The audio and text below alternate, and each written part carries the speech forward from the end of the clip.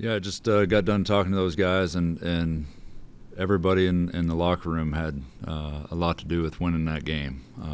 It was a buy-in game in so many ways. We had to take Saturday off and gather ourselves a mandatory day off, and then Sunday, we spent a lot of time in the film room and really got down in the trenches of what we need to fix. And we probably spent an hour in there, and when we came out, and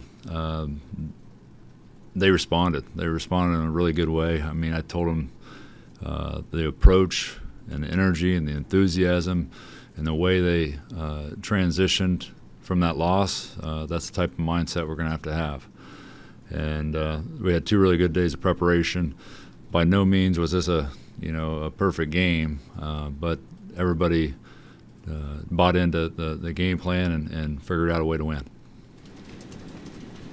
Questions? Coach, what was the decision to start Overy tonight? More of an analytics thing.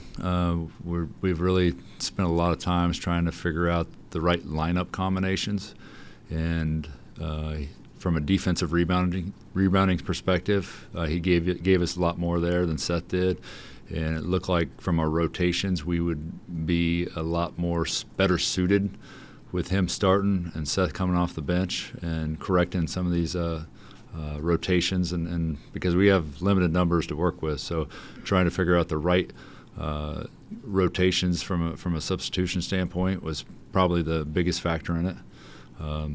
I told Seth after the game, I mean, he played 22 minutes. He's a great shooter. I need him to shoot. I mean, he didn't even get a field goal attempt up, but we need Seth, and we need Seth to bring that spark off the bench. So, when you go through loss, you try to analyze everything and try to fix things, and that was something I thought one piece I could try to play and see if it worked, and it seems like it did. Coach, last Friday you guys had 32 3-point attempts. Tonight you had, I think it was 19.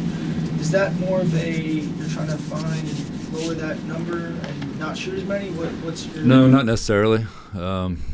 They zoned us a lot last week. So we were getting a lot of good looks. It just the ball, it wasn't falling, and that's the way it works in the game of basketball sometimes. And I think the biggest difference from tonight compared to the Monmouth game is we saved a lot of legs on the defensive end with the zone, and I felt more comfortable with the zone this week than I did against Xander Rice. So it seemed to keep our legs fresh. So we were downhill and with pace and playing with pace on the offensive end, and everything seemed to be clicking a little better. So, yeah, we were shot at way more efficient, 8 for 19. I'll take that, every day of the week. You look at the box score, and the idea was to get Jesse as many touches as possible. He only got 6 field goal attempts, but he drew 10 fouls. And, he wasn't stellar from the line, but that's something he needs to rep out. So, we definitely, the game plan was to play through Jesse, and we need to do that as much as we can because we get a lot better looks when we go inside out. Coach, along the lines of the zone, from a simplistic standpoint, what's it like teaching a 2-3 zone at West Virginia? Because that's been a dirty word in the past, the 2-3. With Jesse, he's a natural back there. He spent 4 years in a zone, so we picked up a few things that we could just nailed down, and we didn't get overcomplicated by any means with it. We just wanted to pick 2 or 3 things, and most every kid's play 2-3 zone. So it's not like it's crazy unnatural, but there's things that he's given us that we can utilize, and we've kept it pretty simple. So the main thing is trying to navigate those ball screens when they set those ball screens, on those top guards. So that's probably the issue we can probably clean up the best. It seemed like the 2-3 really, you probably played it more tonight than you have all season. Yeah, I mean, there's a couple guys we were worried about shooting us out of it, but for the most part, there were several kids out there that weren't even looking at the rim. So we were mindful of who to guard and who to back off of. So they executed really well. They were very attentive with the scouting report, and so those things are huge.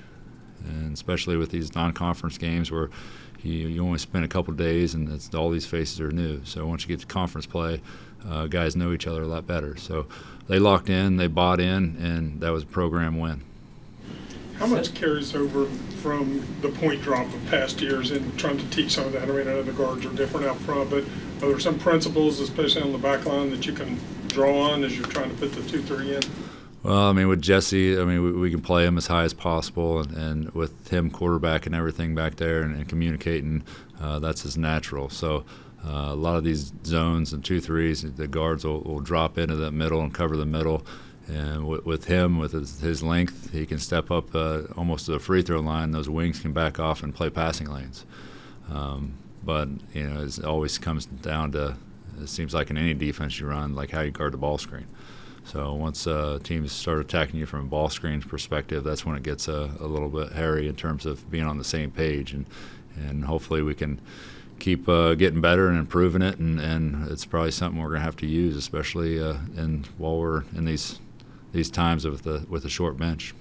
When you thought Kerr was going to be your point guard, you were talking about trying to get shots out of him, that he doesn't like to shoot the ball. Apparently you got to do Kobe on that. Yeah, I mean, I think from day one that he walked in to West Virginia and I watched him play, he's always been really steady. So you knew you could count on him, but you had to get more aggression out of him, and that's been a struggle. And for Kobe to be more aggressive and get that confidence, it's going to go a long ways for West Virginia men's basketball. When you see the numbers from him, what means more, 19 points or 5 assists with 1 turnover? I like them both. You know, 5 and 1's great, and I tell you what, it says he shot 17 field goals, but he got forced into 2 or 3 of those. So he's way more efficient than 7 for 17. He was more like 7 for 14, if the way I look at it. Sumnick had his career high in minutes tonight, and he hit that 3 as the shot clock was going down. What can you speak on in terms of his contributions to the team? I told those guys in the locker room, each one of those, their contributions are as big as any of them. Because if they come in there and I can get some, you know, a little carryover with some minutes, and I can rest Jesse, I can rest Quinn, that's going to be as effective for me as anything. And I'm not asking them; they don't have to score anything. They just got to, you know, be locked into what we're trying to do defensively, offensively, and be into it. And you know, that 3 was great. I mean, that got us going, and that allowed me to, you know, keep him out there. And like I said, I don't need him to score. I just need him to do the right things. And he needs reps, confidence. He just hasn't had a whole lot of chance to get reps, and we're working that in as we go. You mentioned mentioned confidence. Josiah, what's it do for him to hit some of those shots? I know he struggled against Monmouth. No, he was 1 for 11 against Monmouth, and that ain't who Josiah is. He's a heck of a lot better player than that. So 4 for 7, very efficient night for him, and plus 10. You know, he's been rebounding as well as anybody, and he continues to do so. I'm surprised to see he didn't have an offensive rebound, but it wasn't for lack of trying. He even tried to jump over a guy to go get one. So I love his effort, his enthusiasm. He buys into everything we do. He's a joy to coach. And so, you know, we get everybody on that same page, which we're getting there. It's a process. So we're behind the 8 ball and had to play catch up. But the chemistry's coming, and I told those guys, like I told you, you know, in film, I told them, hey, it didn't look like you guys liked each other out there that last game.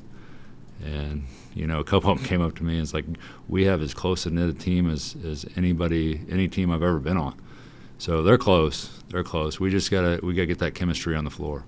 Coach, with Kobe's situation, obviously, Quinn's got 6 games left before he can come back.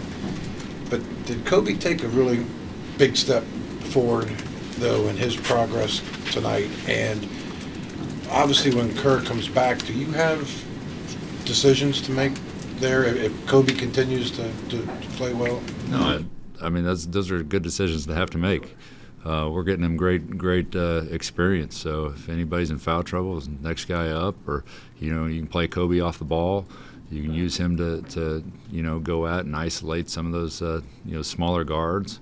And I look to do that several times. I even look to do it right out of the gate. He's got a big, strong, you know, aggressive body, and you can put him in the post. So, you know, he can have his way with you know, some of those smaller guards. So he gives you things, and that Kerr might not. Kerr's more of a you know, he's going to get downhill and put the ball where it needs to be, and Kobe's more of a steady, you know, not try to force too many things and take advantage of his size and strength. And if we get more aggressive with Kobe and get that confidence going, you know, the sky's the limit. You mentioned chemistry. A lot of times tonight there seemed to be a lot of cross-court passing.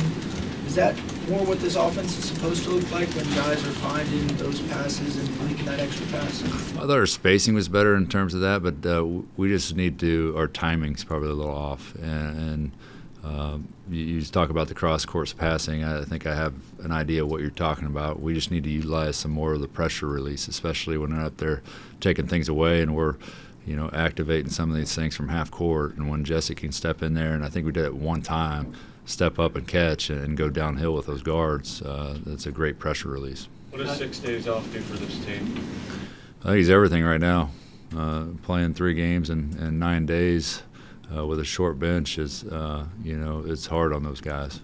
So we'll take tomorrow off and go back at it on Thursday and Friday, and travel out on Saturday, and we'll figure out how we, you know, get a game plan together and go to Florida, and we're going out there to, you know, get that trophy. Josh, you mentioned a lot leading up to this game, the worries about rebounding.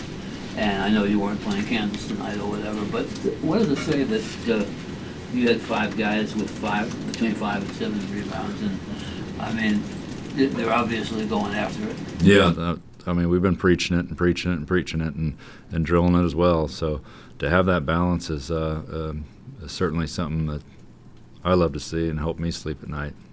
And the idea that you only had the 5 offensive rebounds, only 4 by players, but you only missed 22 shots. Yeah, I mean, I would rather have you know, more efficient field goal percentage than offensive rebounds. So our best offense is the ball going in the hole, not rebounding it and putting it in afterwards. So that's not our forte. I know it has been in the past. So I just want to be more of a efficient offensive, you know, production is certainly what I prefer.